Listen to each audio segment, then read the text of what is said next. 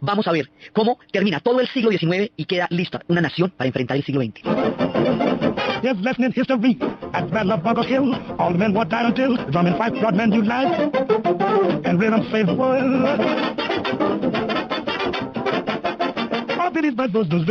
La vez pasada estábamos viendo cómo todo ese proceso de conformación de una nación va a conducir a una filosofía, que es la filosofía del pragmatismo. Y cómo esa filosofía del pragmatismo es la que va a dar el estado mental para que esta gente se proyecte hacia el siglo que viene. Con esto, con la mitología del oeste y con todo lo que estamos viendo, ya tenemos una nación. Ya estaremos listos para enfrentar el siglo XX. Como es tan importante el papel que este país va a desempeñar durante el siglo XX, es fundamental que entendamos qué fue lo que pasó en el conjunto del siglo XIX, porque es en el siglo XIX donde se forjan las condiciones históricas para que esta gente, cuando llegue el siglo XX, se pueda convertir en una potencia y termine teniendo un papel definitivo en los destinos de la historia de ese siglo, en su conjunto, en su totalidad. Entonces, todo lo que nosotros hemos visto, todo en el último ciclo de programas, pasó en el siglo XIX, es decir, en 100 años. A este país le pasaron tantas cosas que pasó de ser una serie de reinos, unos primeros estados con un concepto político de un estado de derecho, a convertirse en un país que ya despega el siglo XX en unas condiciones históricas buenísimas y que le va a permitir hacer unos desarrollos tecnológicos inimaginables, más allá de los que ya se habían producido. Será tan vertiginoso, tantas las transformaciones, lo completamente diferente que quedará este país cuando termine el siglo, que es importante retomar para entender la importancia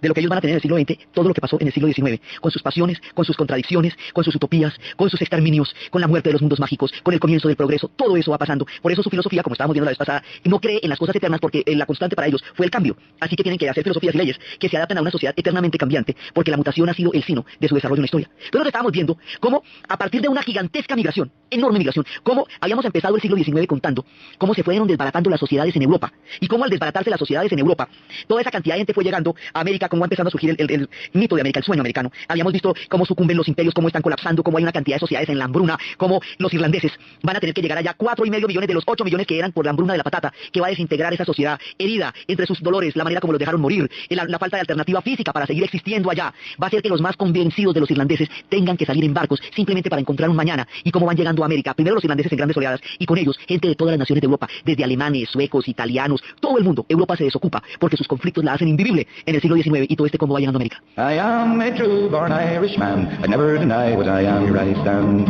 Hooray, boys, hooray. No more do I wish for to roam. Con los inmigrantes estamos viendo que se van creando una gran cantidad de necesidades, una enorme cantidad de necesidades, porque es que esto es una marea, o sea, es una cantidad de gente, estábamos hablando de millones, tantos como estrellas, dijimos en un momento dado, tantos como estrellas. Y habíamos visto que estos inmigrantes llegaban al norte, y que al llegar al norte van a empezar, en el norte se está industrializando. Entonces vimos cómo había dos países, cuando empezamos el siglo XIX, aquí hay dos naciones, está completamente roto porque está un sur, que quiere gobernarse de su manera y mantener el esclavismo, la esclavitud, como su forma de existencia económica a través de la cultura de las plantaciones, y habíamos visto todo lo doloroso y todo lo terrible y todo el crimen humano que eso significaba, y hay un norte que se está industrializando, y habíamos visto que ese norte y ese sur habían llegado a un punto tal que se rompen en una guerra que va a marcar la conciencia histórica y la conciencia ética del siglo XIX en Estados Unidos, porque es, hasta el momento, inclusive hasta hoy día, la experiencia más traumática que ellos han vivido como nación fue la guerra de secesión, por su millón de muertos y por la manera como eso se rompe. Entonces habíamos visto cómo el sur queda completamente desbaratado después de esto, sometido a las condiciones del norte, desaparece la esclavitud. Habíamos visto cómo la compra de los diferentes estados van a ir ensanchando las fronteras. Todo esto está pasando al tiempo. Entonces está la compra de los estados, y habíamos visto cómo compraron Luisiana, y cómo Luisiana permitía la expansión de la frontera, y Luisiana va a quedar metida dentro del combo del sur,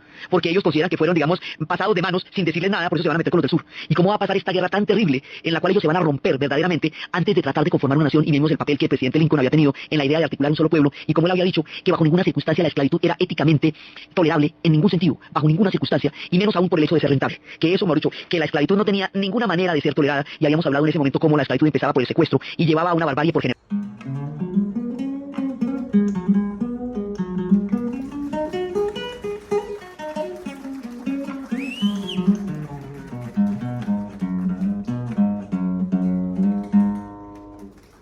Y generaciones, y esto determina la historia de los pueblos africanos, que se ven inmersos en una tragedia terrible, absolutamente atroz, sin comerlo ni beberlo, porque es por lo que estaba pasando en las plantaciones del sur. Y habíamos visto en este contexto el papel que había tenido Luisiana, y habíamos visto cómo surgía en medio de esta tragedia la música de Nueva Orleans.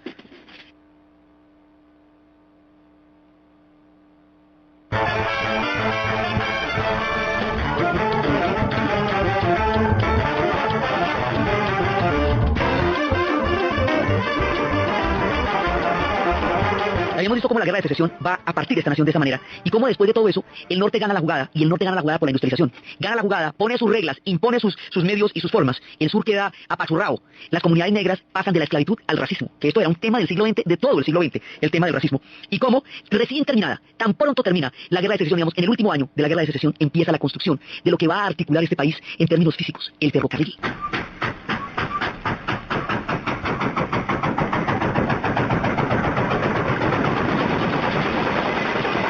habíamos visto cómo el ferrocarril unía al oeste con el este, y cómo se hizo esa epopeya tan dolorosa y cómo esto involucró la vida de millones de emigrantes chinos, que venían de una sociedad que se desintegraba cuando el confucianismo colapsó y las guerras del opio inundaron esa nación en una situación absolutamente desventajosa contra los ingleses en su expansión allá en los mares, y vimos cómo se construía ese ferrocarril con todos los obstáculos del mundo, y cómo la construcción del ferrocarril empezó a matar las manadas de los bisontes, y al matar las manadas de los bisontes empezaron a desaparecer los pueblos de las naciones indias, y cómo aquí se nos plantea un punto crucial en la guerra por la supervivencia de los mundos indios, y cómo el progreso, como un paradigma, como un destino manifiesto, como una idea de lo que es un proyecto de nación, aplasta a las naciones indias y va acabando con ellos, donde quiera que el progreso considere que se necesitan esas tierras para alguno de sus fines y para alguno de sus objetivos. Entonces, como la pelea más grande va a ser la del ferrocarril, y como a partir de ahí empiezan las guerras, que van a terminar ya con la rendición de la última de las naciones indias, y ya las reservaciones, como las reservaciones son la larga marcha de las lágrimas, el fin de un tiempo mágico que había durado 10.000 años, de cosmovisión y de encuentro con la pradera, de encuentro con los bosques, con los pantanos, con los ríos, como esta gente que había considerado que la naturaleza y ellos eran un todo, y que sus dioses se expresaban a través de la lluvia, y a través de los atardeceres, y a través de la sabiduría totémica de los animales y del espíritu, y habíamos visto cómo el gran jefe indio Seattle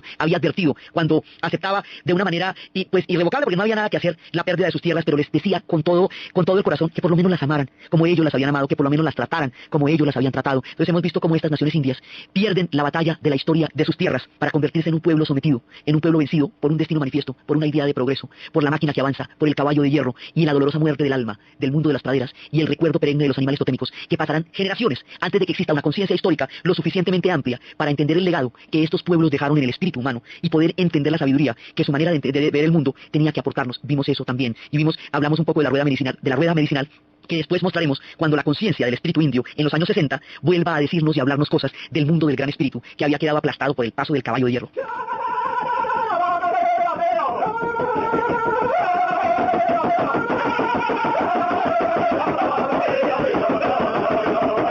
Y habíamos visto cómo se corre la frontera. Muchas cosas están pasando al mismo tiempo. Mientras en el sur se están reacomodando después de haber perdido absolutamente toda su cultura, después de lo que el viento se llevó, después de la humillación, la derrota, la desarticulación, la invasión de los ejércitos del norte, mientras todo eso está pasando en el sur. En el oeste, las tribus de las naciones indias están desapareciendo en unas guerras desiguales, con tratados rotos, palabras incumplidas, tráfico de promesas, con matanzas de aldeas, con todo eso, o sea, con los métodos más sucios va acabándose el mundo del oeste. Mientras las naciones indias están enfrentando la hora de mayor peligro de su existencia sobre la tierra, también están surgiendo el mundo de los ganaderos y el mundo de los ovejeros, y van surgiendo los vaqueros, y van surgiendo los granjeros, y esos gigantescas granjas que van a ocuparlas, lo que fueron las praderas de los bisontes ahora con el ganado, nos traerán los tiempos de bonanza.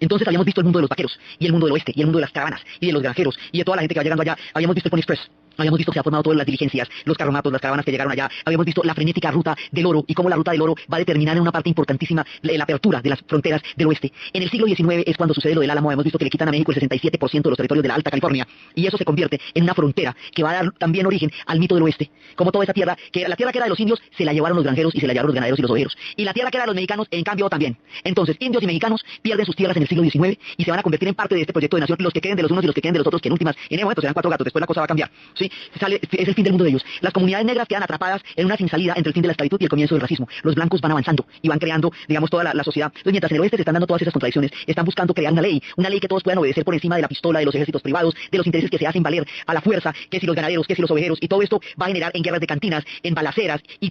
el salvaje oeste va a crear una mitología importantísima que va a prefigurar la identidad histórica de los Estados Unidos en el futuro, porque ellos se reconocerán en lo que consideran la epopeya del viejo oeste, que es el 40% del territorio. Eso está pasando en el oeste. Y también en el mismo siglo XIX, en el norte, o sea, el sur está llevado, el oeste está en efervescencia. En el norte es donde se está dando el gran salto hacia el progreso. Y todo esto es cierto a la vez. Entonces, en el norte habíamos empezado por los telégrafos. El telégrafo empieza a comunicar las noticias de un lado al otro, empieza a contar qué está pasando, y vemos cómo todos los inventos van cambiando la faz de la Tierra. Entonces, después del telégrafo, habíamos visto cómo Alexander Graham Bell, el hombre que había nacido entre el silencio de una madre sordomuda y la locuacidad de un padre profesor de oratoria, había desarrollado un invento que pudiera comunicar a las personas a través de un aparato en el que pudieran hablar sin necesidad de salir de su casa. Hello, darkness, my old friend. I've come to talk with you again, because a vision softly creeping left its seeds while I was sleeping, and the vision that was planted in my brain now streets of cobblestone, beneath the hill of a street. Él había inventado el teléfono y al mismo tiempo, digamos, habíamos visto también cómo los inventos son todos colectivos, pero hay alguien que es el que lo populariza y lo da a conocer y es el que queda históricamente como al que se le atribuye el invento. No quiere decir que el único teléfono lo hizo él, y eso lo vimos suficientemente en el tiempo en que estábamos construyendo la sociedad industrial. Y hemos visto cómo Edison va a crear la bombilla eléctrica y va a iluminar por primera vez el Mississippi y va a iluminar en el parque de Melrose a medida que la gente va subiendo las escaleras, se van iluminando los bombillos, y cómo al final de la vida de Edison el mundo quedaría iluminado cuando al principio estaba la penumbra. El hombre que trajo la luz eléctrica y la electricidad, y con la electricidad es posible el mundo industrial, desde el alumbrado público hasta el rock, cuando surja en el siglo XX, porque no es que las guitarras eléctricas como es que son